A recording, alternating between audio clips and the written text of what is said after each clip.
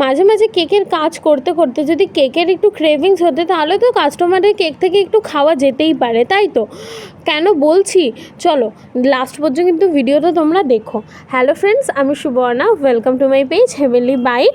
তোমরা সবাই কেমন আছো? অনেক দিন পর একটা ভিডিও তোমাদের সাথে শেয়ার করছি। এই কেকটা ছিল 1/2 পাউন্ড একটা কেক, রসমালাই ফ্লেভারের। এই কেকটা অর্ডার দিয়েছিল আমার একজন রিপিটেড কাস্টমার, যে আমার থেকে আগে বহুবার কেক নিয়েছে এবং সে আবার আমার থেকে কেক নিয়েছে। তার আমার কেকের টেস্ট নাকি খুব ভালো লাগে। আর তোমাদের বলেছিলাম না যে আমি একটুখানি কেক কেটে খেয়ে নিয়েছি? হ্যাঁ, একদমই ঠিক। কেন কেটেছি জানো? এই রাউন্ড শেপের কেকটাকে হার্ট শেপ বানাতে গিয়ে এইটা যদি আমি না কাটতাম, তাহলে এই প্রপার হার্ট শেপটা করা যেত না। সব সময় হার্ট শেপ করতে গেলে সবসময় হার্ট শেপের মোল্ড দরকার হয় না। তোমরা যত বড়ই কেক হোক না কেন, কোনো রাউন্ড শেপের কেককে তোমরা ইজিলি আমার দেখানো প্রসেস অনুযায়ী তোমরা হার্ট শেপে করে নিতে পারবে।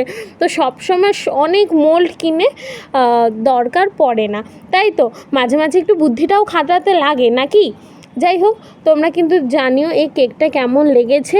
আমারই একটা করা কেকের রেফারেন্স বোনটা আমাকে শেয়ার করেছিল, বলেছিল সেটাই হার্ট শেপের মধ্যে করে দিতে। আমি ওইরকমভাবেই কাজ করেছি। তোমরা অবশ্যই জানিও তোমাদের এই কেকটা কেমন লেগেছে। আর তোমরা যদি কেউ অর্ডার দিতে চাও, তাহলে স্ক্রিনে দেওয়া নাম্বারে আমার সাথে কন্ট্যাক্ট করো। চলো আজকের জন্য টাটা, দেখা হবে পরের ভিডিওতে।